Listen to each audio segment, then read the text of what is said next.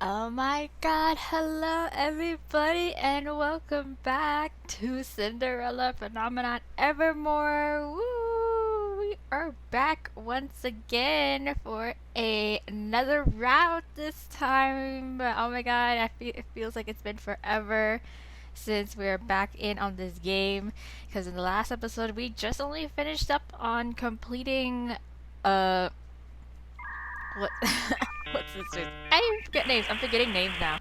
We finished up on Waltz's route. Oh my god, I'm so glad that this menu has like names because I was struggling. I was like, who was our last man's? What? Okay, anyways, yeah, so we did his normal ending slash good ending. Like it was still a good ending, but it wasn't like the best ending that we could get. There's no bad endings in this game, which is it's very wholesome.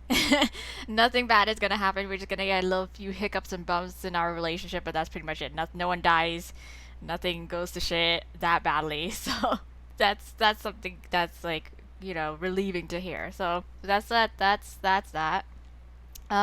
We just did a little puppet show together at the end instead of seeing the whole crowning ceremony where Waltz becomes king. So that's pretty much it. That's the only difference. That's yeah. It's very wholesome. Again, a very wholesome game. We're on a wholesome journey. So continuing on with the wholesome journey, we are going to do who we're gonna do next. I chose Waltz just because in my head and in this game, he is like the headcanon pairing for me. Like I just feel like there's his story and the main character's story kind of like it it flows nicely. The second one logically then would have been Rod, who is our no, that's Fritz. Where's Rod? There he is, Rod, which who is our if you remember in the first game, he is our stepbrother. Yeah, to the family that we didn't get along well, and it was like almost like an enemies to lovers because since we didn't get along with the new mom's family, we of course didn't get along with the children. But in the end, we obviously fell in love with him, the stepbrother. But I don't know. uh, there's some mixed feelings there in terms of like the concept, but whatever. We're here to complete the route, so we're gonna do it. So let's get into it. Next up would be Rod by logic. We're going logically. The Wish, Chapter One, The Wish. Okay. So if you recall, Rod's story is similar. His curse was like the Little Mermaid. If he doesn't find true love's first kiss, then he would essentially disappear into sea foam. We managed to save him because as it turns out, we were his true love. It's great, and it worked out in the end. So yeah, so we're back here again. So Parfait, is this truly what you want, Prince Rod? Oh yeah, no, he got the curse. He asked for the wish, ended up getting cursed because the girl that he was originally in love with was already getting married to somebody else. Yeah, that was the original Little Mermaid story, anyways. Is that the prince that the Little Mermaid had fallen in love with was already getting married to a princess, and like the prince sort of almost like friend zoned the Little Mermaid, like oh I only see you as a really good friend kind of thing. So yeah, that was the bargain, I guess, the catch. Yes, for her to have legs, that is. Is this truly what you want, Prince Rod? Yes. Oh yeah, and he did lose his voice. Yes, he had this little puppet thing that acts as his like voicing his consciousness or his thoughts, and that was how he communicated with us. And now he has his voice back because curse is broken. Yay! Remember that a wish is different from a curse. Once it has been cast, it cannot be reversed. So I'm sure. So this is in the beginning, where I guess he first was asking about the wish. I have been pacing in front of the palace gates for what feels like an hour, unable to stand still because I am so agitated. Where is the messenger? He was supposed to be here 30 minutes ago. What is happening? Could it be that Rod has forgotten to write to me? My heart drops. Oh, he would not forget, right? Hope not. I was gonna beat his ass. It is as this depressing thought surfaces that the messenger approaches the gates. Oh my god, what took you so long? Good morning, your highness. Why are you smiling? I can't help the sigh that escapes my lips. You've arrived later than usual today. Do you have any letters for me? Indeed. The messenger rummages through his bag until he pulls out an envelope embellished with intricate golden swirls. He hands it to me with a flourish. Hold on. Oh, yeah. I need to check the music. Why does the music seem like it's really loud? I don't know. Anyways, okay, here we go. So I recognize the envelope's design immediately. Rod always uses the same stationery. I also have one letter for His Majesty and another for Princess Emmeline. Oh, I can deliver them. But Your Highness, it is my job. No. You're clearly... I insist. Shall I make it in order? Baffled, the messenger hands the letters to me. Thank you. We're at the same address anyways. Like, I'll give it to them. Don't worry about it. No, I should be the one thanking you. Have a pleasant day. Okay. I turn toward the palace as the messenger departs. Emmeline is in the middle of a lesson, so I should deliver her letter to her afterwards. But father should be unoccupied. Oh! He's alive! Oh yes, he is alive in the storyline. Yes. I find the king on his throne, eyes glued to a piece of parchment in his hands. He looks up when I step into the room. Father! Good morning, Hana. Yes, Father Gennaro is here. Good morning, Father. Father, I only started calling him that about a year ago, when the two of us first began trying to mend our relationship. It was awkward at first, but even slow progress is a step forward. Yes, I have a letter for you. Father raises an eyebrow and glances at the envelope in my hand. Is there a reason you are delivering this letter? I was already waiting for the messenger. This is the first letter you've received all week, isn't it? Now I understand your enthusiasm. I turn away, inwardly cursing the heat in my cheeks. Father chuckles. To be young and in love. Wait, where did Rod go? Did he go to, like, the other kingdom? He accepts the letter from me and pries open the seal. If you do not need me for anything, then... You are excused, Hana. Okay. I curtsy before heading towards the doors. Behind me, I can hear the king chuckling. I turn, curious, and am surprised to see him grinning. I wonder what Rod wrote to him. I cannot help but wonder as I exit the throne room. Okay. In my room, I perch myself on the edge of my bed and undo the seal on the envelope. The parchment smells so much like Rod's perfume, it makes my heart sink. I miss him so much. Oh. I unfold the paper and start reading. Hana. I apologize for my belated response. I've been so busy with preparations for the Queen's birthday that I've barely had a moment to myself these past few weeks. I told you before how ridiculously grand the parties in Brigantia are, right? Yes, Brigantia! That's where he is. He's in, Claude's kingdom. I don't enjoy that kind of decadence, so you can imagine how uncomfortable I was being forced to socialize with Brigantian royals for an entire evening. It was a nightmare. I cannot help but smile as I imagine the scowl Rod must have been wearing that night. But I'm happy to say my hard work has paid off. The Queen was delighted with my dance choreography. I am not surprised by the Queen's praise. I know how skilled a dancer Rod is. I set the letter down on my lap with a sigh. Unbidden, I find my mind wandering back to the day Rod was whisked away to Brigantia.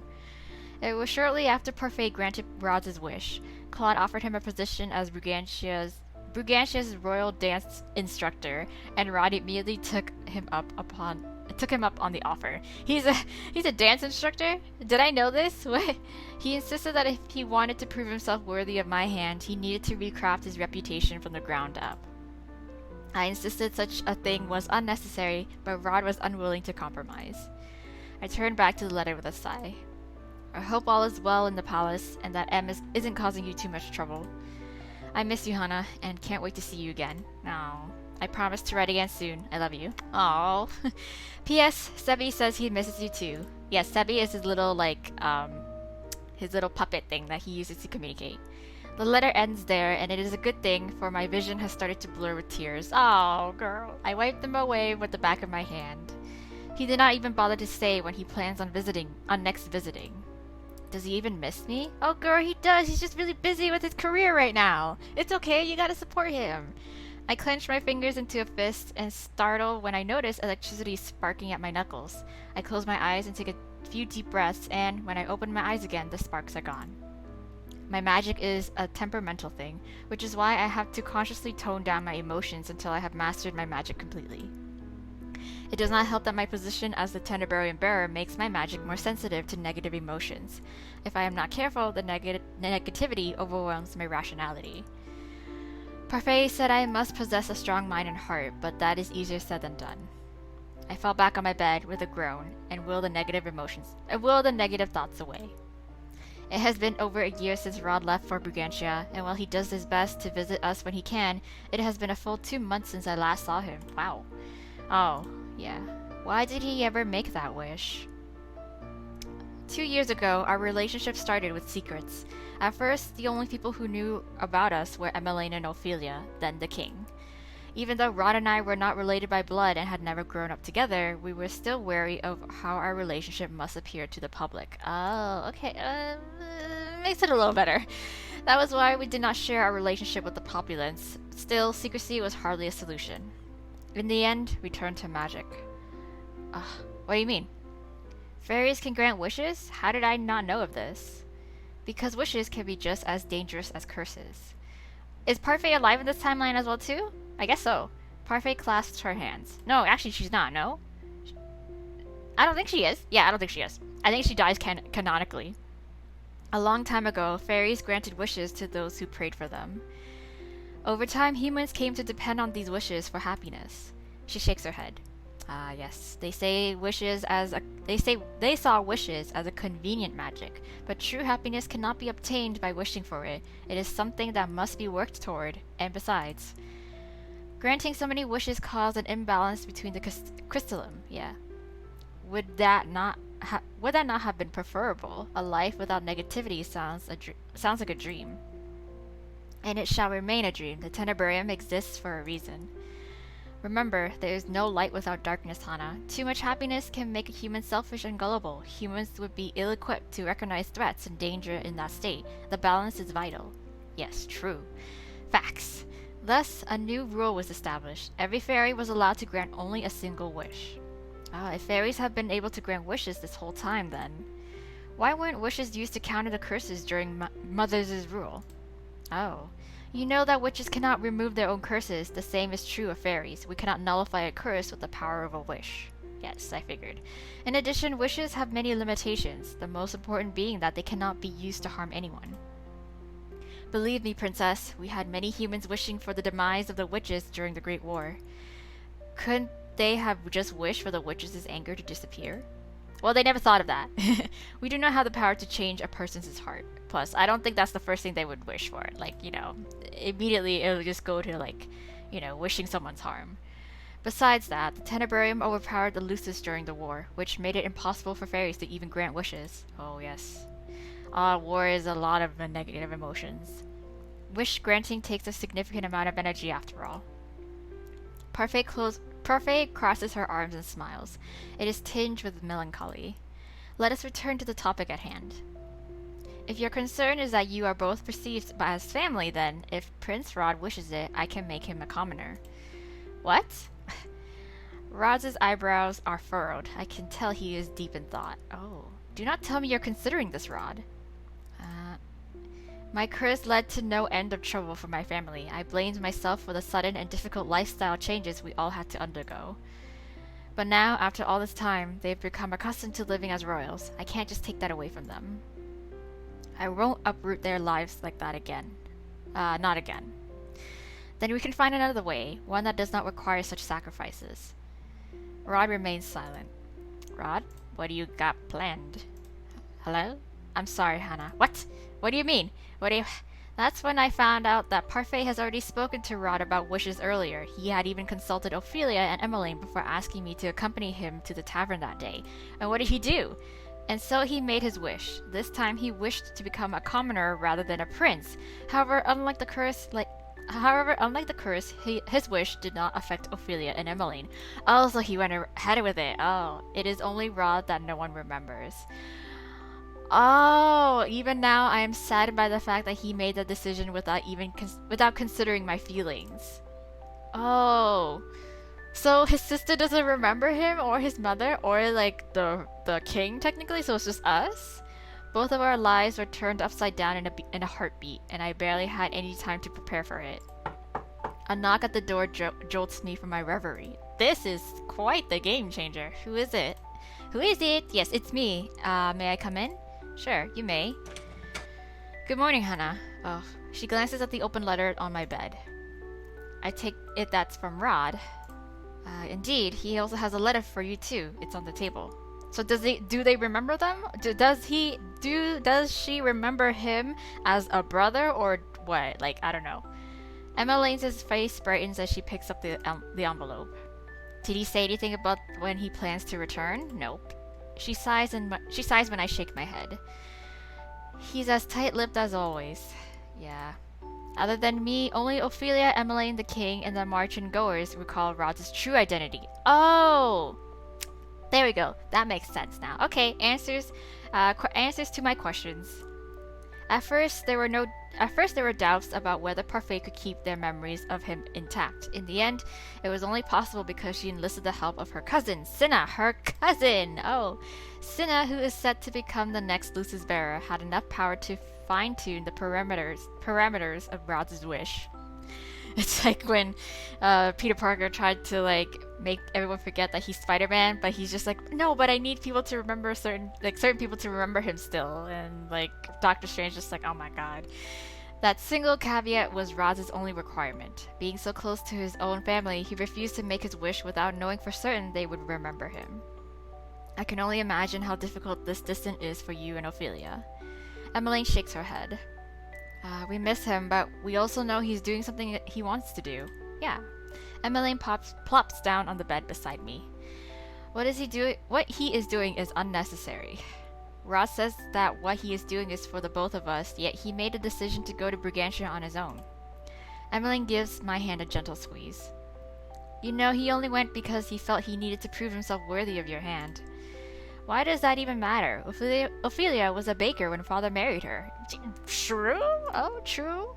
Rod loves you, Hannah. That was apparent to all of us. It's why we decided to support his decision. We want you both to be happy. Emmeline pats me on the shoulder, then rises from the bed with a smile. Look at the time. I only meant to come in and check on you, but I've taken up so much of your time. I'll show myself out. I'll show myself out now. I don't want you to be late for your magic lessons. Oh wait, no, Parfait is still alive. Wait, oh my god, I'm still confused. Some timeline, some timeline she's dead, and now this timeline she's not. Same thing with the king. Thank you, Emmeline. Of course, I'm always happy to help. Emmeline gives me a quick hug before leaving. Okay, I return my attention to Rod's letter. I should probably write back, but I am still irritated he did not provide a date for his next visit. Or maybe he doesn't know. How long does he plan on keeping us waiting? Let me get back to you with that. Write back, I want to write back. Of course, write back. If he insists on being so opaque, then I will be honest with him. I'm going to give him a piece of my mind. Write back. Communication, man. Doesn't matter if you're a little bit peeved about it, but you gotta let him know. He won't know until you tell him. I sit down at my table and begin to compose my letter. Just a strongly worded letter. Just be like, I miss you, when are you coming back? Done. Now to have it delivered. Yes. I glance at the clock, realizing it is almost time for my magic lessons with Waltz. Yeah. I take a deep breath and will away my gloomy thoughts before heading to the forest. It has been 3 days since I received Rod's letter, and I am still agitated by it. Oh. Does he not miss me? He's just very busy. Hannah, I'm distracted. Ugh. I conjure a shield at the last minute, just barely managing to block Waltz's magic as it comes racing toward me. My bad. You were distracted. If this was a real battle, you would have been hurt. Sorry. Waltz sighs as he rubs at the back of his neck. Let's call it a day. Okay. Yeah. He's like, do you want to talk about it? If you don't mind my asking, is this about Rod? Yep. No. You liar. Waltz just smiles at me innocently when I scowl at him. You're as easy to read as always, princess. You sure you don't want to talk about it? Oh, there we go. There he goes. It is nothing. Oh, Hannah. Doesn't seem like it. It's just being in a long distance relationship is difficult. I never wanted this. Oh, long distance. A dent appears between Waltz's eyebrows. I cut him off before he can respond. Forget I said anything. I apologize for wasting your time today. I will do better next time. Waltz looks at me worriedly. Would you at least like to stop by the Marchand before heading back to the palace? Yeah, I'm sure Lady Parfait and Delora would be glad to see you. And Nice too. It's been a while since you visited. I think I would like that. Yeah, something to keep your minds off things. Yeah, it would be a good distraction from my thoughts. Waltz and I walk back to the Marchand together. Thankfully, because he is a witch, so well trusted by father, there is no need for a night escort today. The quiet companionship is nice. Waltz does not bother me as I mull over my thoughts. I'm still scowling. Princess. Anise greets me first when I step into the Marchand. Hello, Anise. It's been a while. It's been weeks. Yeah. Please make yourself at home while I prepare the Marchand's special hot chocolate. I look through the doorway into the notably empty tavern area and raise an eyebrow. Very quiet, yeah. Do you not have any customers today? We close early today for a restock. Oh, I see. Okay. Anise smiles again before disappearing into the kitchen. I take a seat at the settee. Waltz sits across from me. I look around and realize how quiet the Marchand is. Even though it has been 2 years since I left this place, I am still not accustomed to seeing it so empty. It is hard to believe this place was so crowded before, but now... The Marchand is just an ordinary tavern. Anise and Waltz are the only boarders who remained after I started breaking the fairy tale curses. Garland and Jurian have returned to the Order of Caldera, and Chevalier to his clinic. Claude, of course, returned to his own kingdom. Though it feels rather empty now, I am glad to know everyone still visits occasionally. This quiet is still so strange. So much has changed since you broke the fairy tale curses. I know, not all of them. There are still people out there who are cursed. Don't worry, they'll keep coming to you as the word spreads.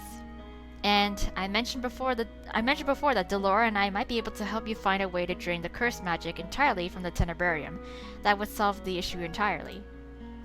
It is at times like this that my thoughts shift to Fritz. I have not seen him for 2 years, not since I became the Tenebrarium bearer. Oh, Myth, who is now the fairies' prisoner, confessed to inflicting the fairy tale curse upon him. When we asked him for Fritz's location, he refused, claiming it was too late to reverse the curse. Reverse the curse. Even now, we have no idea of Fritz's whereabouts. Oh, Fritz is gone in this time. Oh man, I need to like review my own the story of this, the Rod's story, because I am forgetting shit clearly. Are you thinking about Sir Fitzgerald? Yes. I look up in surprise. How did you know? You've been worrying about him ever since you found out he was cursed. Right now, all we can do is have faith he'll return one day. And maybe, if we can expel the curse from the crystal entirely, he'll come back without the curse. That truly would be the best case scenario. The room is briefly silent before I look up at Waltz, curious. What about you, Waltz? What are your plans for the future? Well, I've only ever wanted one thing. Now that it's happened, I'll have to think of something else. Oh? It's not important, just some happiness for a friend. I eye him skeptically. Is there nothing else? Something for you? Right now, I'm happy just focusing on my students. Okay. There's a twinkle in Waltz's eyes when he mentions them, and I cannot help but smile. Waltz has been teaching young witches how to use their magic for about a year now. Apparently he is very good with children, which makes him an excellent tutor. I am glad I am no longer his only student. I'm grateful Lady Parfait kept the Marchand open. It's a great place to teach. I can imagine. Speaking of Parfait, how is her training with Cinna?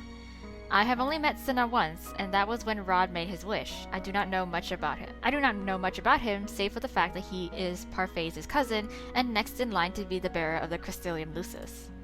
I have only met him once, but can tell he has a strong personality. Yes, he's quite sassy. Cinna is very talented, but he can be difficult. That sounds like him. Right, but if anyone can smooth down frayed edges, it's Parfait. Oh, Anise returns with three mugs of hot chocolate. Ooh. We spend some time catching up. Later, after I have drained my mug, I excuse myself to head back to the palace. Unfortunately, because it is late, I do not have the chance to see either Parfait or Delora. Oh. But there's always next time. Yeah. I say my goodbyes to the niece before heading back to the palace with Waltz as an escort.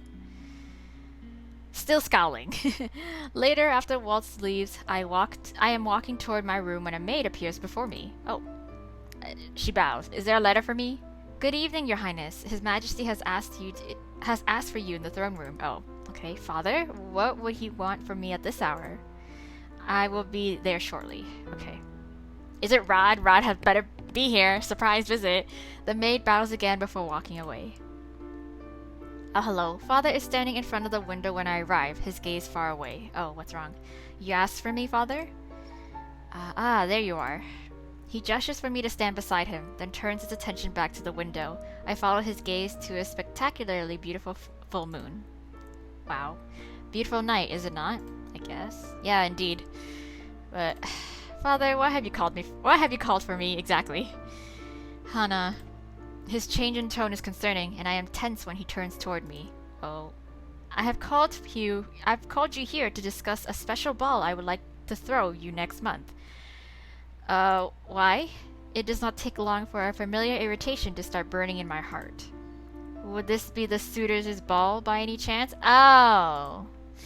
Yet another ball meant to pressure me into finding a husband. But, well, you are well past the traditional marrying age for royalty, but you know the reason why I am unmarried. I ball my hands into tight fists. Oh yeah, I refuse to have this ball, and nothing you do or say will change my mind. I already has a man. Father sighs and rubs his temples, though he doesn't know it. And here I thought I could surprise you. What? Surprise me? If that is your goal, then this is a most unpleasant surprise. Oh wait, no. Is he gonna just pull like, hey, ball to find your suitor, but surprise, it's actually Rod. Rod is the only suitor. It wouldn't be so unpleasant if you would just let him finish what he has to say. Yes, it's Rod! I knew it! Hello! The voice comes from behind me. It is a voice I have not heard in months. I turn and stare at the man approaching us. He wears a familiar, endearing scowl.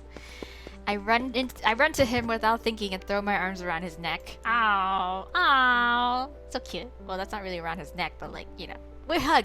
We hugs. I let out a breathless laugh when he sets his hands on the small of my back. Hello, Hana. I cling to him tightly, hardly believing that he is here, but I can feel his breath against my neck when he speaks, and I know for certain it is no dream. I'm back. I'm sorry for making you wait for so long. I bury my face into his chest, relishing his warmth. I can feel tears welling in my eyes, and in my happiness I do not even bother to brush them away. For the first time in months, I feel buoyant. It has been so long since I embraced him. Eventually I pull myself away and try to compose myself, but I cannot wipe the smile from my face. What are you doing here? Why did you not tell me you were coming? We wanted to surprise you. Oh, I turned to Father. What is going on? You remember that letter you gave me a few days ago? Oh, he told me to expect him on this day, but to not tell you because he wanted it to be a surprise. And the ball? It was an excuse. Father laughs.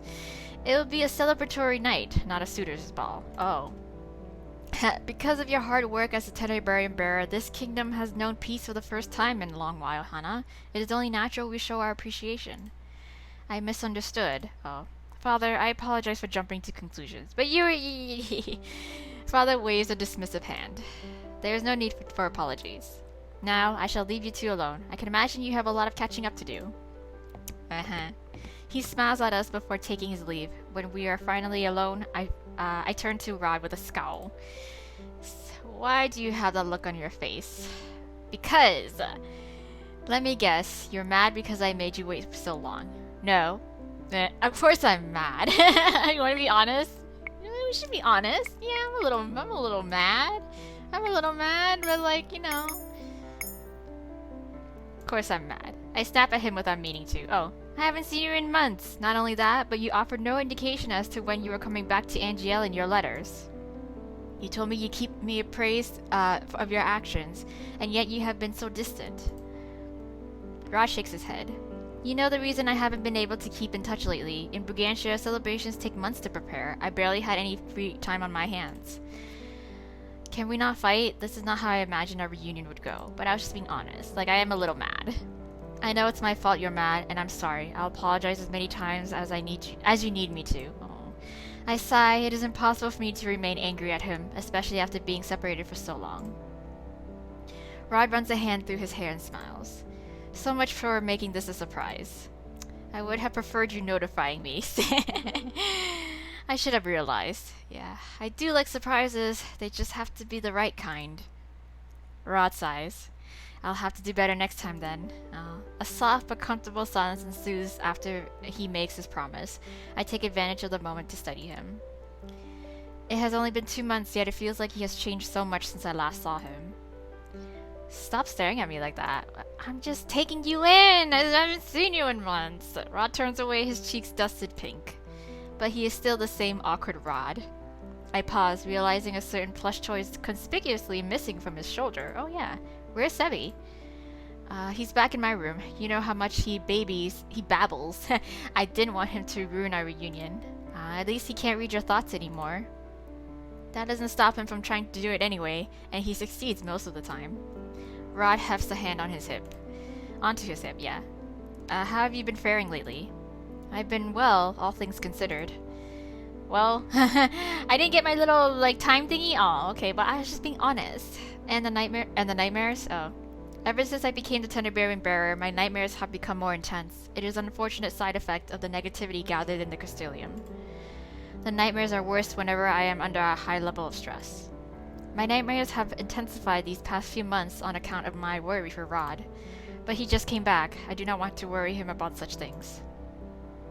Rod frowns when I do not answer.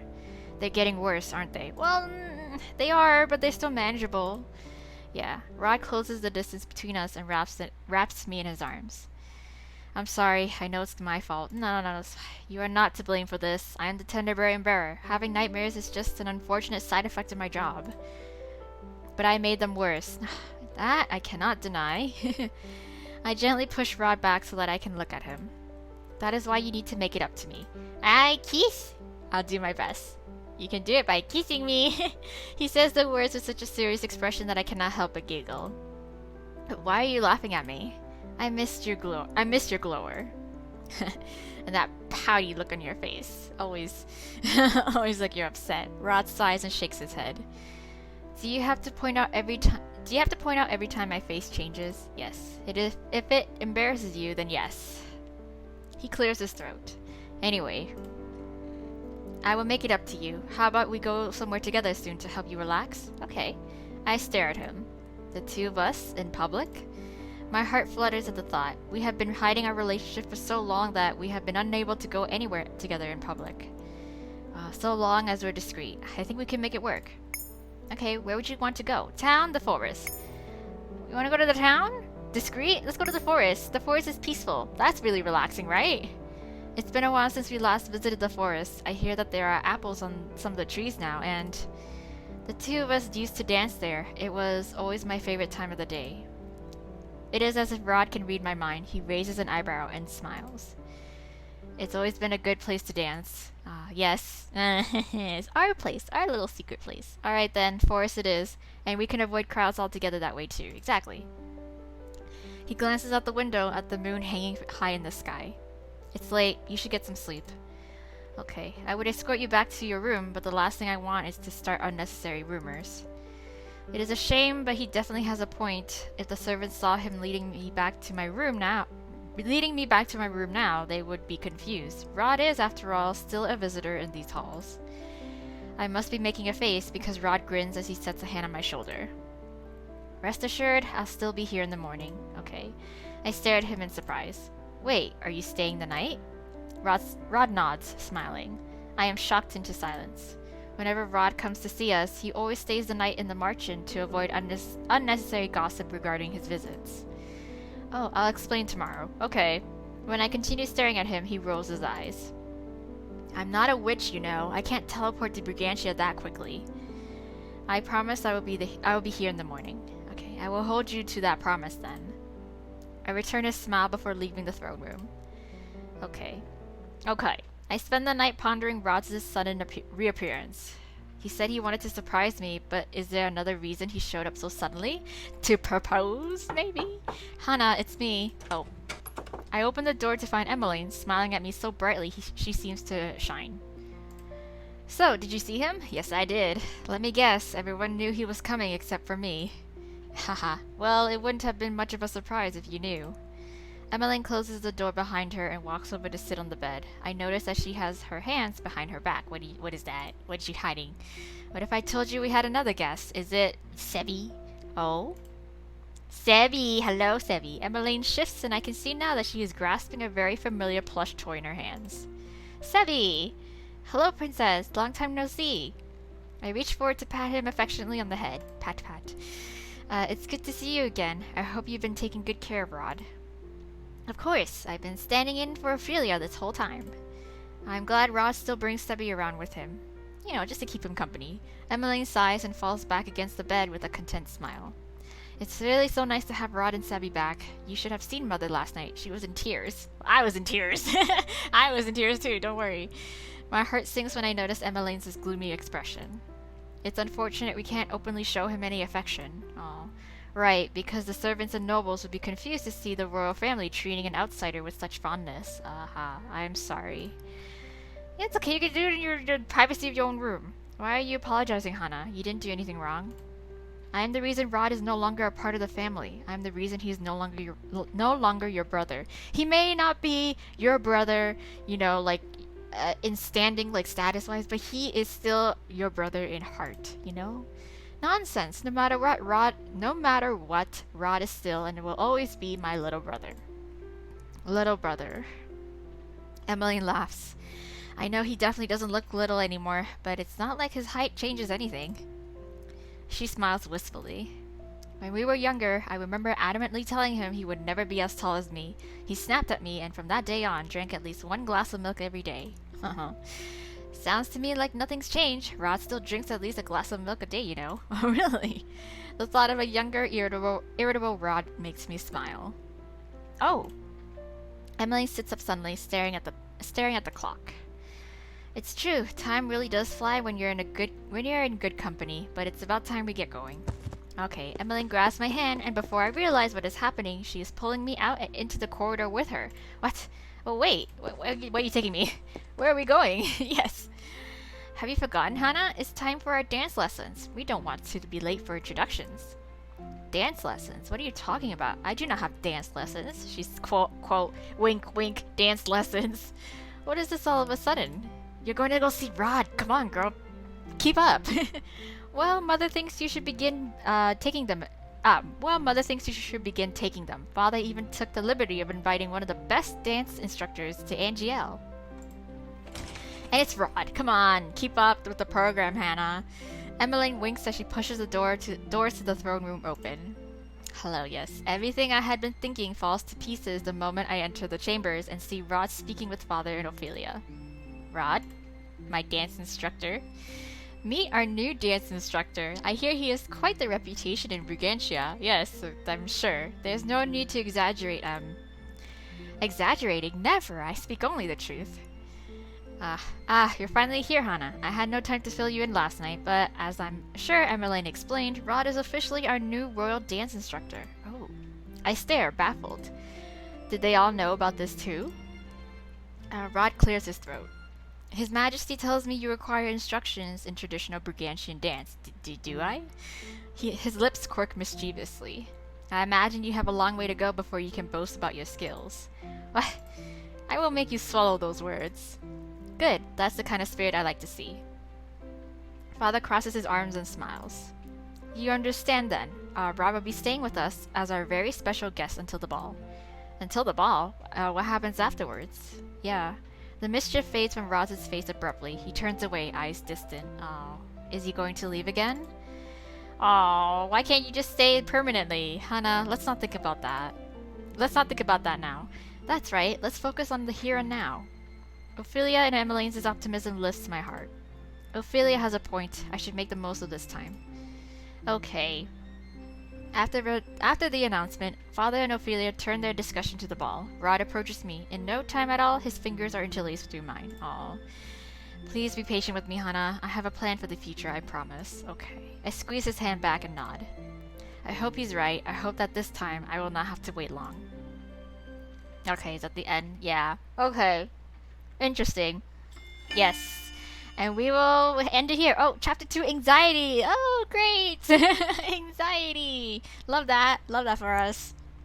Anyways, as per usual with this playthrough at least, I'm going to end it here. We're going to do it chapter by chapter just to keep it nice and neat for y'all and to keep the episodes, like, what's it called?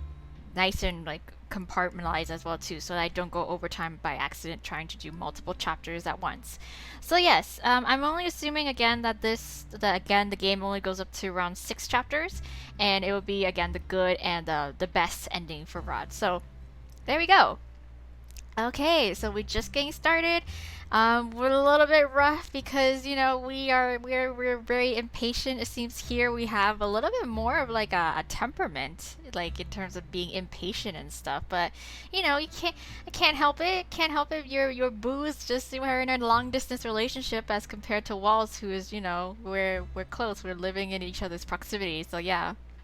So let's see how this will go. Maybe will face a little bit more of a challenge here as compared to Waltz's because so far I've made choices, but I have not seen my little indicator, my little clock thing to say that I did a good job. So I'm a little nervous. So hopefully I can make better choices in the upcoming chapters, and but it won't be such a big deal if we get just the good ending. So yeah, anyways, thank you guys so much once again for all your patience. Be sure to subscribe and to at least turn on the notification bell on my channel because I'm still on a semi hiatus. For those of you who don't know, my uploads and my recording opportunities come and go very randomly, so I take them as they come up, and I don't have any future foresight in terms of when's the next time I'm going to be able to upload for you guys. So if you are wondering when's the next time I'm going to upload, that will be the best way to know and to be notified is if you subscribe and turn on the notification bell. But otherwise, I'm still active on the channel, so if any messages, any comments that you shoot on these videos, I will do my best to still try to answer them for y'all. So yeah, okay. Continuing on with this game, I hope you guys are looking forward to seeing Rod's story. But for now, bye!